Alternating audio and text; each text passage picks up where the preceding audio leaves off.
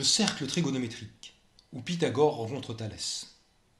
Bonjour et bienvenue sur Mathésis. Aujourd'hui, nous allons définir le cosinus, le sinus et la tangente d'un angle orienté à partir du cercle trigonométrique et en donner une interprétation par les théorèmes de Thalès et de Pythagore. Introduction. Trigonométrie et fonctions. La trigonométrie est l'étude des relations entre les angles et les longueurs des côtés dans le triangle, et par extension des fonctions trigonométriques comme le sinus, le cosinus et la tangente. Dans cet article, nous nous proposons une définition du sinus, du cosinus et de la tangente d'un angle orienté à partir du cercle trigonométrique et une interprétation géométrique naturellement associée au théorème de Thalès et de Pythagore. Le cercle trigonométrique est la représentation circulaire des angles. Unités pratiques et angles orientés. Les unités de mesure pratique des angles sont le degré et le grade. Un angle plein, c'est-à-dire un tour complet, mesure 360 degrés ou 400 grades. Un angle plat, c'est-à-dire un demi-tour, mesure 180 degrés ou 200 grades, tandis qu'un angle droit, c'est-à-dire un quart de tour, mesure 90 degrés ou 100 grades. Nous parlerons ici d'angles orientés. Un tel angle est représenté par deux demi-droites basées en un même point, et sa mesure est considérée comme positive dans le sens direct, c'est-à-dire giratoire ou anti-horaire, sens inverse des aiguilles d'une montre. Et quitte à effectuer une translation et une rotation, on peut toujours représenter un tel angle à partir de l'origine du plan, en prenant comme première demi-droite le demi-axe des abscisses positifs, comme nous le verrons sur la figure suivante. Pour parler de la mesure d'un angle orienté, il faut l'affubler d'un signe. Par exemple, un demi-tour à gauche correspond à un angle de 90 degrés, tandis qu'un demi-tour à droite correspond à un angle de moins 90 degrés. Sur cette figure, l'angle orienté alpha entre les demi-droites D1 et D2 est le même que l'angle orienté bêta entre les demi-droites D1' et D2'. Sa mesure est de 40 degrés. On transporte alpha en bêta par une rotation et une translation qui déplace M en haut, D1 en D1' et D2 en D2'. La mesure de l'angle orienté entre D2 et D1, ou entre D2' et D1', est alors de moins 40 degrés. La mesure des angles en radians. L'unité de mesure mathématique, c'est-à-dire théorique, des angles orientés est le radian.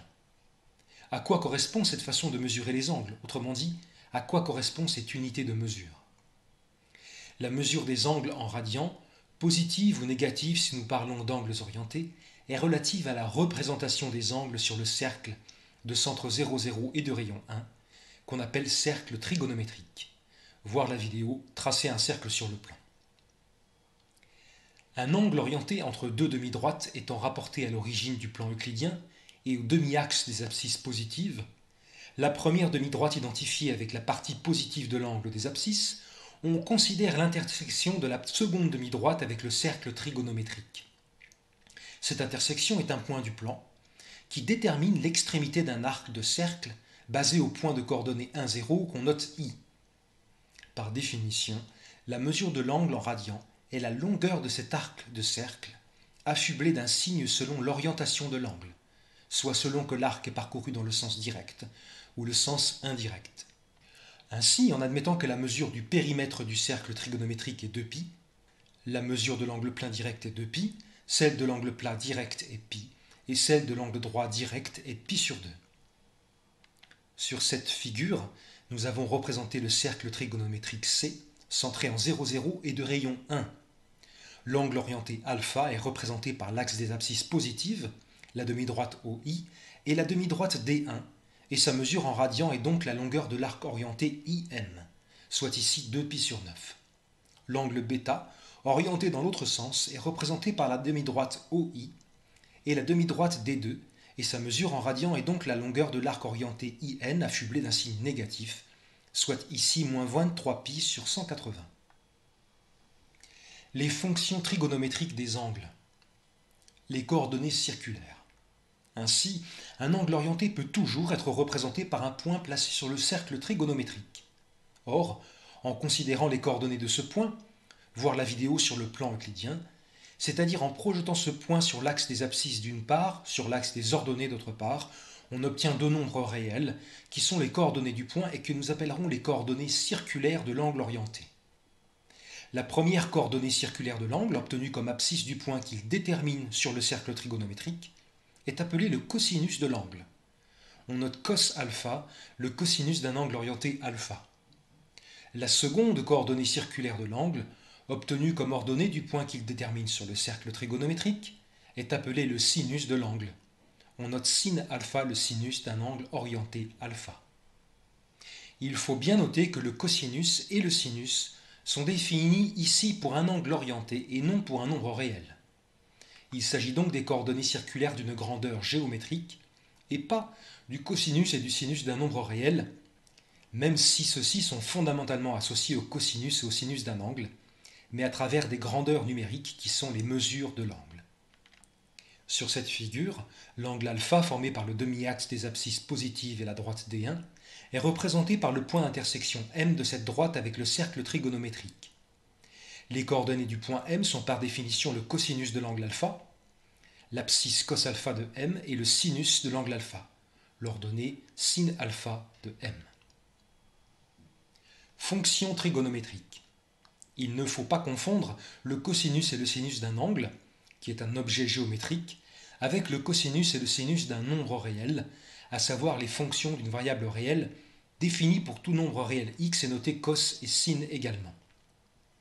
Il existe toutefois bien sûr une relation fondamentale entre les deux qui s'explique de la manière suivante.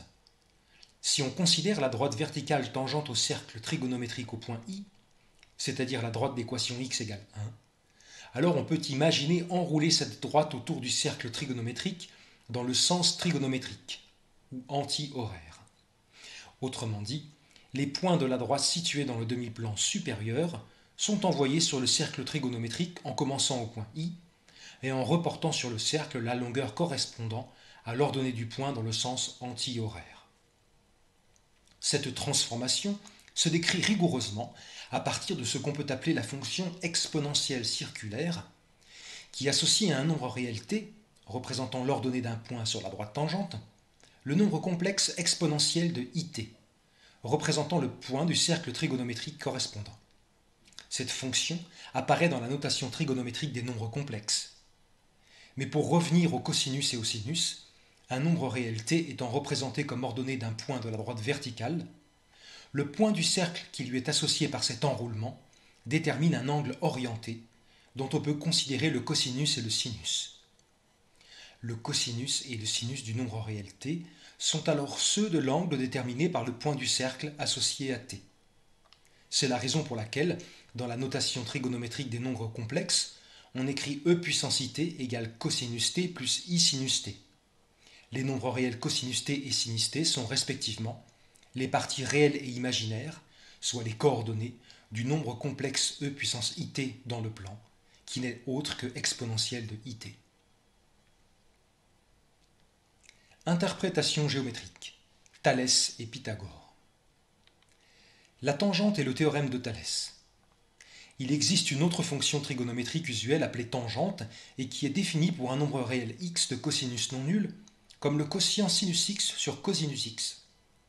Si nous revenons aux angles orientés, la tangente d'un tel angle peut être définie géométriquement comme l'ordonnée du point d'intersection P de la seconde demi-droite de l'angle avec la droite verticale d'équation x égale 1, c'est-à-dire la tangente au cercle trigonométrique.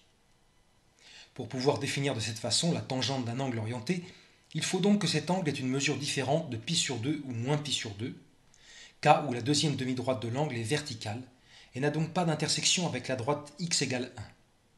Ce cas correspond sur le plan des fonctions aux situations où l'on ne peut pas diviser sinus x par cosinus x, parce que cosinus x égale 0. Si on note alpha un angle orienté de mesure différente de π sur 2 ou moins π sur 2, on note alors tan alpha la tangente de alpha.